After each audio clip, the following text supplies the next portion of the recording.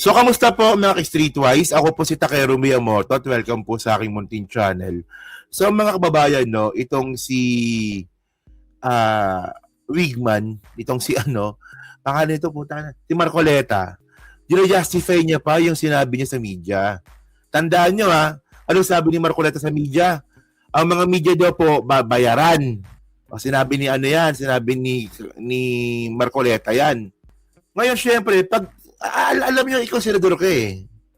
Pag ikaw na pagtulungan ng media, yari ka talaga. Sa totoo lang. Oh.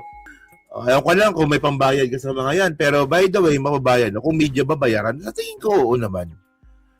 Di ba? Especially po yung mga maliliit nga po sa tabloid. Pero itong pagmalakihan na makababayan, mabigat yan. Kasi talagang malaki ang sweldo ng mga yan, mahirap bayaran yung mga yan. So parang ito, tingnan nyo ito Yan, okay. So sabi niya dito, Senate media slams Marcoleta for irresponsible, dangerous equip. Okay. Okay. Senate media pala ito. O patay ka dito, Marcoleta. Okay, tandaan natin mga kababayan, nung binanggit ni Marcoleta na ang media ay bayaran, sinabi niya po ito sa Senado. At syempre, andun po yung media ng Senate. Meron pong media sa Senate Sila po ay accredited. Baka hindi alam ng mga DDS yan O mga kababayan, meron pong accredited na media diyan po sa Senate. Hindi lang sa Senate, meron pong sa Malacanang Press Corp, yan, meron yan. Na in-applyan ko dati na hindi kami natanggap. Meron din po yan sa Congress. Yan, meron yan. Ang gagong Marcoleta. Nagsalita na, yung mga media kayo, bayaran kayo. Puta, yung mga media po dyan sa Senado, araw-araw po nandyan yan. Araw-araw nandyan yan. So, makagalit talaga sa'yo yan. Paano pag ginawa ko ng kwento niyan? Alam nyo, ayan ang mahirap yung bintan ng walang ebidensya. Ayun ang mahirap Kasi ito ako naman naniniwala naman ako na posibleng meron. May bayaran na media dyan sa Senado. Pero syempre, bago mambintang, dapat may ebidensya. May ebidensya dapat, Marcoleta. Hindi yung salita ka ng salita dyan. Wala ka naman palang, hindi ko alam. Para mas matalino pa ako sa'yo kung tutuusin, sabi niya pa dito, yung mukha talaga nito, kiss nyo nga to. Kiss nyo nga si Marcoleta. Tayo na yan. Yung tang to tang. Okay. The Senate media on Thursday condemned the strongest possible sense what it called dangerous, irresponsible, and reckless statement made by Kalbong Marcoleta that the members of the mainstream media were bayaran or paid hacks. Galit Marcoleta's accusation against the press if that supported by evidence erode public trust, legitimate journalism to contribute to a climate. Nga pala, okay. Tama nga. Ano bang sinasabi ng media dito? Dapat may ebidensya. Mga kababayan to yan Okay. Diyan po sa press corp ng Senate. 'Di ba? Isa lang po mukha ng media diyan. Ngayon mga kababayan, kung mayroon po nangyaring bayaran po niya sa loob ng Senate sa mga media, dapat po alam po ni Marcoleta yan. Kasi nga po, isang circle lang po sila. Ang problema kay Marcoleta, ng bintang ng walang ebidensya. Okay. Ngayon, mga kababayan, ang sobrang katangahan ni Marcoleta, naglabas ng ebidensya. Alam niyo ebidensya niya? Libro, noong 2004. Updated pa kaya yon? Updated pa kaya yun? Tanga, Marcoleta.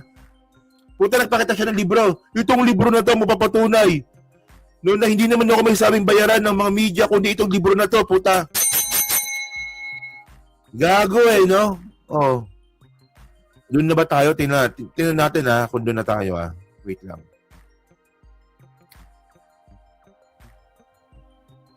Di ba pala? Okay din, huwag natin basahin yan. Okay din.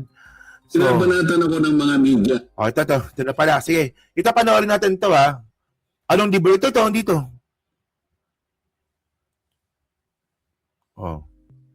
Media Ganun mo ba? So sa kanilang pagtatakip sa katotohanan, yung sinabi ko ng marami sa inyo ay bayaran Alam nyo, ayun ang ayoko dyan sa programa nilang Gika, Saga ng mamamayan. Ayun ang ayoko dyan eh.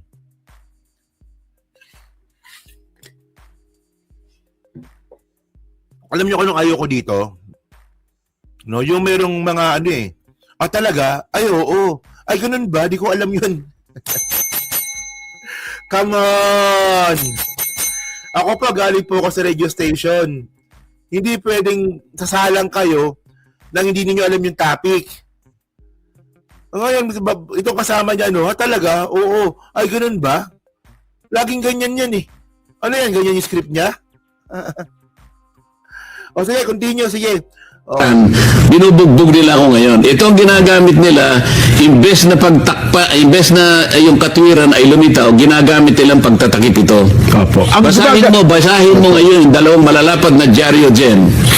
Ang tanging ginawa nila, yung litrato ng session hall na nandun nakaupo, yung 18 Marines, yun lang, nilitrato lang. Pero yung sinabi ng lahat ng mga nandoon na mga Marines at saka mga sundalo, kahit isa walang... Ngayon, yan. Isa sa mga ebidensya daw po ni Marcoleta na bayaran daw po yung media.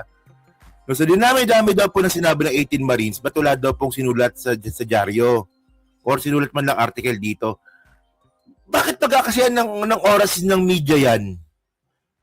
No, na i-exploit yung sinasabi ng 18 Marines kung wala namang ebidensya. Parang ikaw, yung bintang mo sa 18 Marines, yung bintang mo sa media na bayaran, wala ring ebidensya. Puro kayo... Ako ba? Sige na.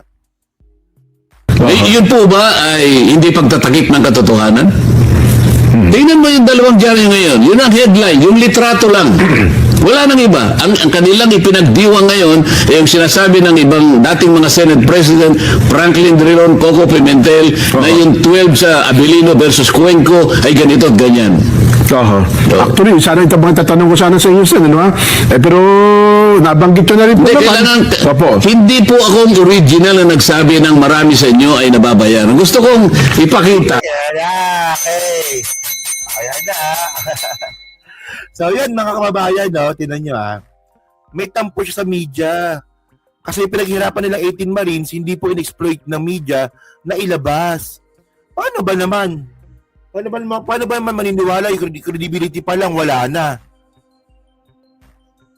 So, ganun ba gusto ni Marcoleta? Well, malamang ganun nga. No, kahit na walang ebidensya, yung sinasabi ng 18 Marines, sakyan ng media dapat. Pero by the way, ito yung sinasabi niya, Pwede mo masinag ng ito na pwede nyo bang ipasinag para makita ang librong ito? Ano ang title ng librong ito na hawak ko? Ayan. Babasahin ko dyan, News for Sale. The Corruption and Commercialization of Philippine Media. Hindi po ako nagsulat nito.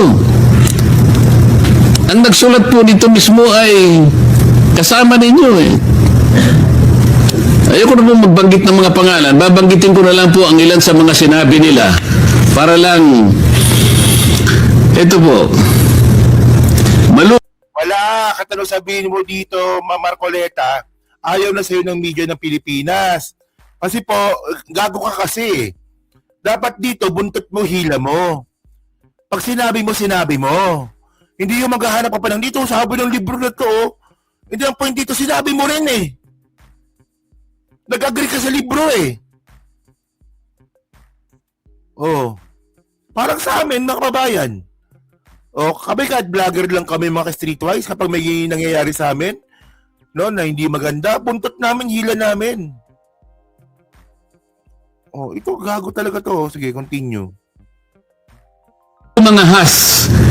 Then, PPC Executive Director said in a report to Press Council members that Manila Times reporters said they believe that up to 90% of their colleagues were open to accepting money given by their sources. The practices, this reporter said, was most prevalent among tabloid correspondents who are among the poorest paid in the profession. Reporters cited the following reasons for accepting bribes: the system itself, their having gotten used to it, peer pressure, and acculturation, a lack of understanding of journalism and journalism ethics, and the need for caste. When asked about specific cases of media corruption, they know about. Reporters recited a litany of sins. Reporters receiving monthly retainers from 5,000 to 10,000 pesos. 2004 edition lang po ito, finance foreign trips, night outs in pubs. Makita nyo, di ba?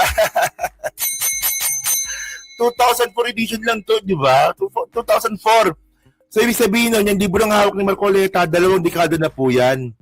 Sa sobrang hirap, no, ng paghahanap ni Marcoleta ng resources para ma-justify lang sinabi niya ng mga media sa Pilipinas ay bayaran, wala siyang mahanap, kundi lumang libro noong 2004 pa lang. 2004? Puta eh. Panahon ni Gloria Macapagal Arroyo. Di ba? Oh, outdated na yan. Kita mo, magkano bayaran? 10,000 pesos? Oh. Ngayon, ito maganda yan, no? Kung gusto pala ni Rodante Marcoleta na front page, pag siya na-aresto sa kaso niya, no, na plunder, yun, front page yun. Front page lang puta. Walang yan to, no? Alam niyo, may mga bagay na dapat na may mga bagay na dapat hindi nila pinapatulan eh. Diba? Hindi ako naniniwala sa ganun. No, kunwari, for example, no, kunwari ako may nabanggit akong hindi maganda. Tapos, di ba, nagalit ang mga tao sa akin. Di para hindi nila pag-usapan, no, hindi ko nababanggitin. Si Marcoleta sobrang butthurt, no? Kung ayaw sa iyo ng media, wala ka nang magagawa doon.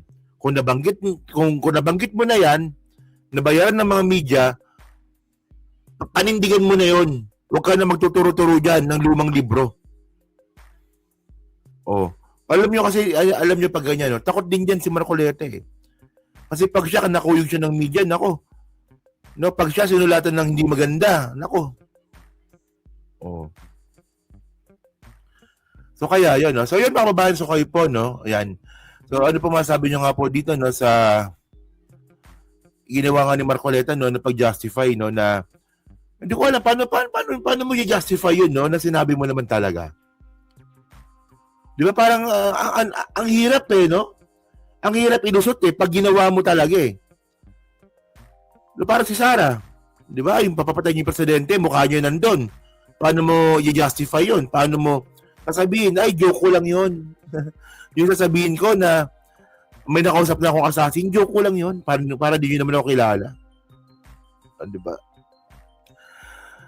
So yan, next topic tayo, no? Okay.